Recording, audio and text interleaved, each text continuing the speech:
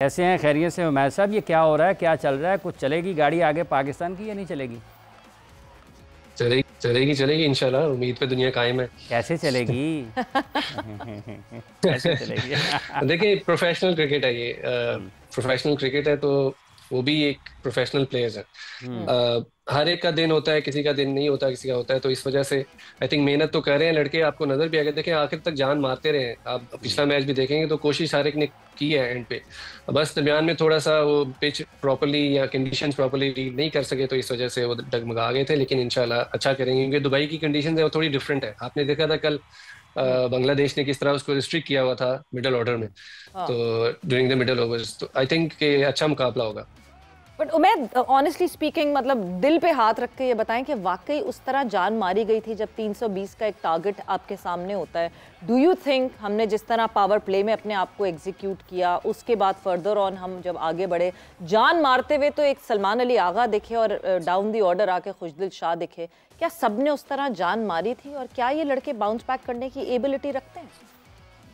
देखिए, I think मेरे intentions पे किसी लड़के की शक नहीं है, क्योंकि आप जिस लेवल पे आप खेल रहे हो तो एक तो आप रिप्रेजेंट कर रहे होते हो कंट्री को, अपने आप को कर रहे होते हो, अपने घर वालों को भी कर रहे होते हो, अपने शहर को कर रहे होते हो। तो आई थिंक किसी की जो इंटेंशन है उस पर कोई शक नहीं है बिल्कुल भी। अब हर एक का तरीका, किसी का तरीका कुछ होता है, किसी का कुछ होता है।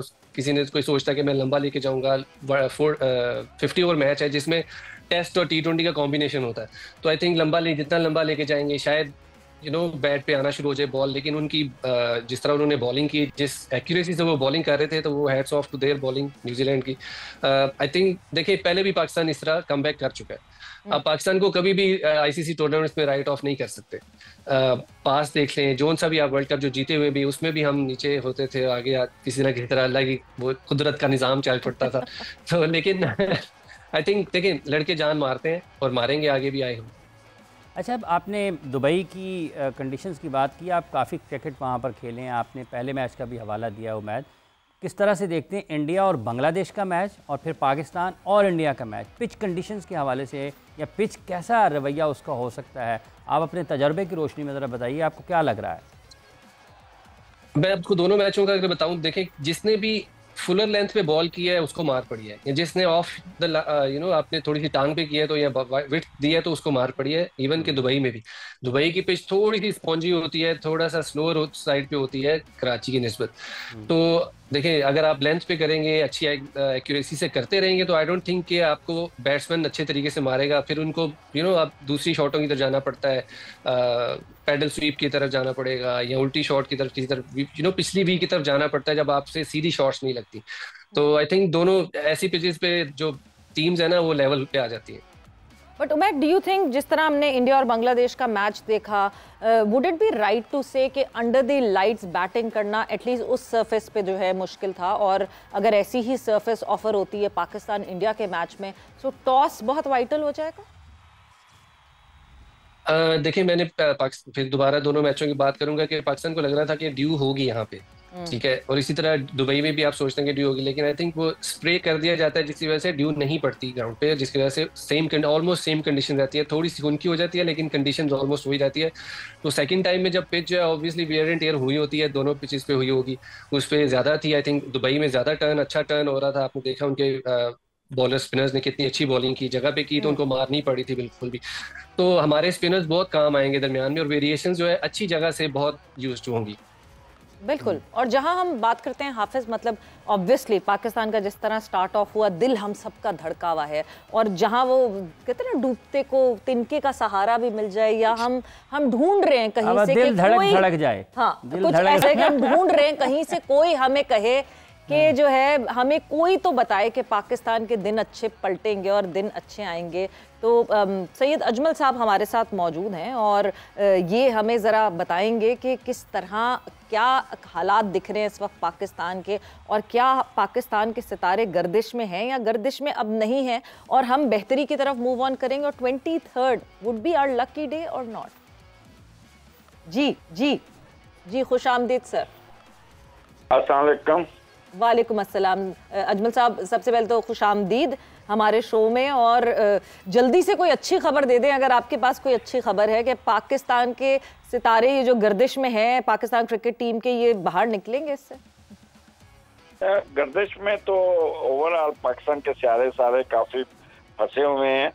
आपने नोट किया होगा मुसलसल 10 से फरवरी चढ़ा है, तो मामला जो है ना पाकिस्तान का जो मामला है फंसे हुए हैं, क्योंकि जब परसों मैच होना है तो मून कैप्रिकॉर्न में होगा और ये मैच लंबा चलेगा, यानी कह लें कि लंबा स्कोर होगा, लंबी ये इनिंग्स चलेगी और आखिर पे जाके जो आखिरी 3-4 ओवर हो वो फैसला कुन होंगे और वहाँ पे ये कह लें कि आप पाकिस्तान के 48% चांस और उनके 52% चांस होंगे।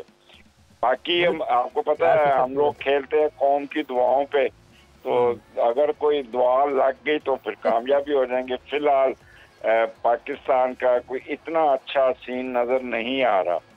यानी ये जो 4% बाकी रहते हैं, मेरा ख्याल से सब हम जो हैं वो अब दुआएं शुरू कर दें कि ये 4% जो है ये 14% ऊपर हो जाएं। अजमल साहब, बाबर आजम एक बहुत इंपॉर्टेंट प्लेयर हैं पाकिस्तान टीम के लिए और उनको हमारी बैटिंग की बैकबोन माना जाता है। अगर उनके हवाले से आप कुछ बताएं कि बाबर आजम जो हैं क्या वो हमें अच्छी और बेहतर क्रिकेट खेलते हुए दिखेंगे वंस वो इंडिया के अगेंस्ट आएंगे? देखिए, बाबर आजम लिब्रा है और बाबर आजम पिछले ये कह लें कि काफी पिछले 1.5 साल से फंसा हुआ था बुरी तरह, उसकी प्लानिटरी कंडीशन कोई इतनी अच्छी नहीं थी जी। और अभी भी वो मामला उसको निकलेगा, लेकिन उस दिन ये स्कोर करेगा बाबर, आपको you will find him in a different shape और काफी हद तक वो आपका मेजर रोल प्ले करता हुआ नजर आ रहा है। आपने नोट किया होगा कि पाकिस्तान पे इस वक्त ऐसा हो रहा है जैसे जादू हो गया इनके ऊपर। जो हमारे अच्छे खिलाड़ी हैं वो जख्मी होते जा रहे हैं, कोई ऐसा इनके ऊपर नेगेटिव इफेक्ट्स आए हैं जिसकी वजह से पाकिस्तान की टीम बिल्कुल जो कह रहे हैं कि नजरों में आई हुई है। तो जैसे किसे कहते हैं ना, प्यारा बच्चा उसको देखे माँ बाप की नजर ही लग जाती है।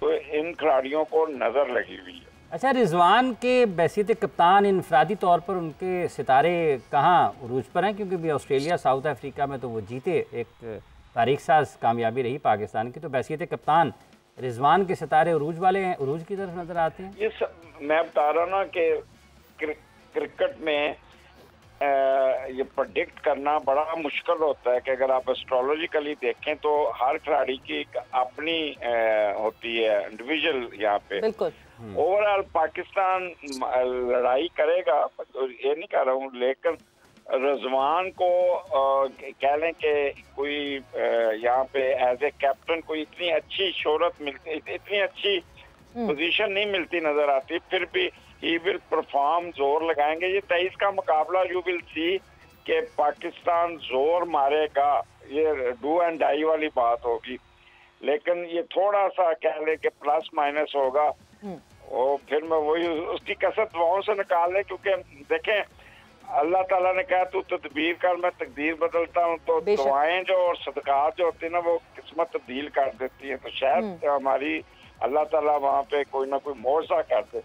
बेशक हम मौजों का बिल्कुल इंतज़ार करते हैं, बिकॉज हमें मौजों ने बचाया है कई दफ़ा अजमल साहब। इनफैक्ट हर दफ़ा जो है ये कुदरत का निज़ाम है जो हमें किसी ना किसी तरह जो है ऊपर किसी टूर्नामेंट में टॉप पर ले जाता है। बट अजमल साहब, मुझे तो ये लगता है कि अब मैं आपको ना पाकिस्तान का पूरा स्क्वाड उनकी बर्थ डेट के साथ भिजवाने वाली हूँ। जिसके सितारे सबसे अच्छे होंगे प्लेइंग 11 में मुझे लगता है कि उनका हिस्सा होना चाहिए।